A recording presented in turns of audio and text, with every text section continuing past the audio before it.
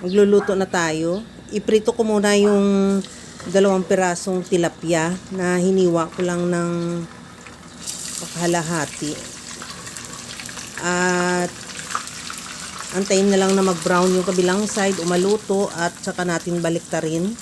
Pagka luto na rin ang kabilang side, tanggalin muna natin yan sa kawali at ilagay sa bowl at i-set aside. Habang ginagawa ko yan mga kalasa, kung bago ka pa lang sa aking channel, welcome. At huwag kalimutan mag-subscribe at i-click ang bell button para sa mga notification. At kung dati ka pa, welcome back at i-follow mo na rin ako sa aking Facebook page Lasang Pilipina.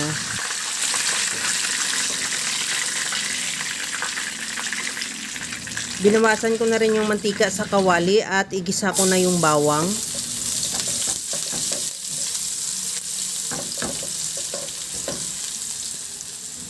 Maglagay na rin ako ng sibuyas.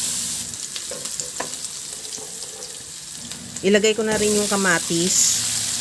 Ihalo lang hanggang sa maluto yung kamatis.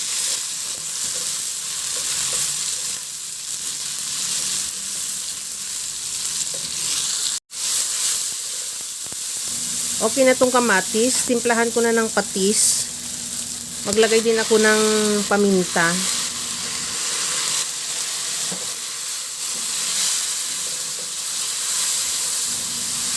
Lagyan ko na ng tubig. Bali, 2 cup ng tubig ang nilagay ko dyan. Depende sa'yo kung gusto mo rin ng mas maraming sabaw, pwede mo dagdagan, o kung ayaw mo rin, pwede mong bawasan.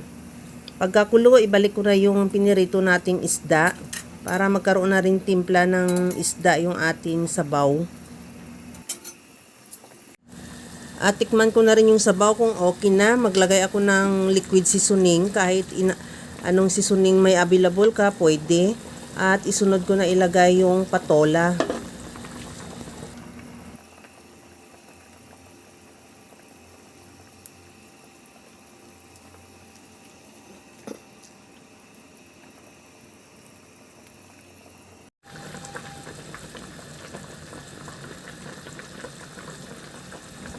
Okay na rin tong patola.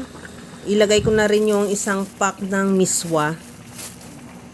At kunting halo lang yan, luto na yung ating piniritong tilapia with patola at miswa.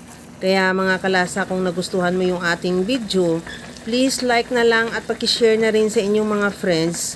At kung bago ka pa lang sa aking channel, subscribe na at i-click mo na rin ang bell button para sa mga notification.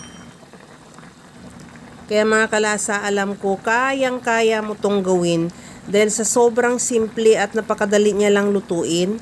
Kagaya lang lagi sa sinasabi ko na wala namang hindi marunong magluto basta sa simpleng paraan lang.